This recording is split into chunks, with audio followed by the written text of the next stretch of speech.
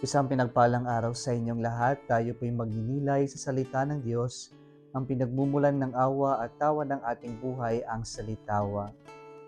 Tunay ba tayong nagmamahal? Nais pa nating magmahal tayo ng tunay. Kung nais nating magmahal ng tunay at kung totoo tayong nagmamahal, dapat handa rin tayong masaktan.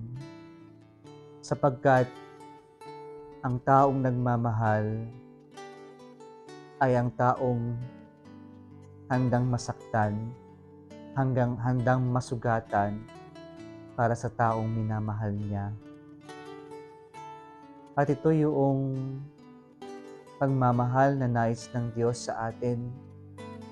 Nang sinabi niya sa ating ebanghelyo ngayon, love our enemies.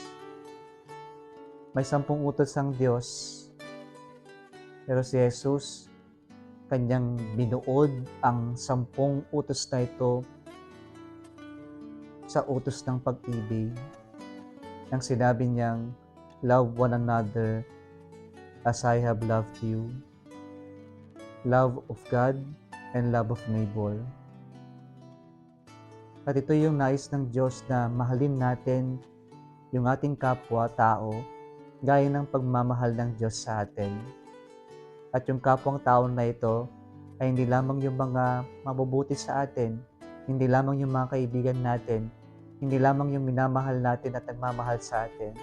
Pero yung kapwa na ito ay napapaloob dito maski yung mga nakasakit sa atin, yung mga tinuturing nating mga kaaway natin.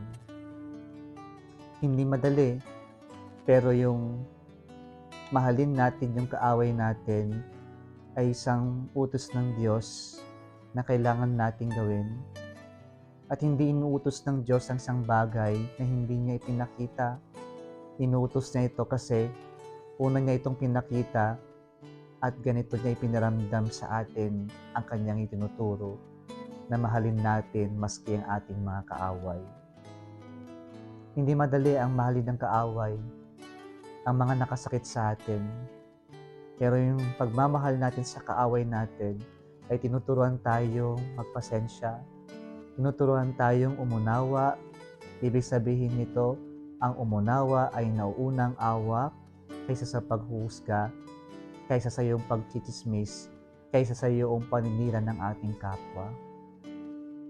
Hindi madali ang mahalin ng ating kaaway, hindi madali ang mahalin natin yung mga nakasakit sa atin. Kasi mas madali yung gumante, mas madali yung siraan din sila, yung ipadama din yung sakit na ipinadama nila sa atin. Pero sa pagpapatawad at sa pagmamahal sa ating kaaway, tayo ay tunay na nagiging malaya.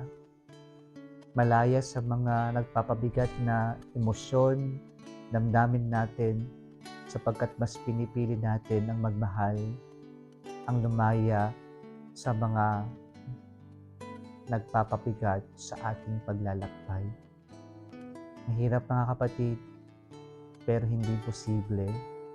Kaya nating mahalin ang ating kapwa, ang ating mga kaaway, sapagkat ganito naman tayo minahal ng Diyos. It is agape love. It is all-sacrificing love. It is unconditional love. Kung nagustuhan mo ang video na ito, huwag kalimutang mag-like, share at mag-subscribe sa Salitawa Facebook page and YouTube channel. Muli isang pinagpalang araw sa inyong lahat.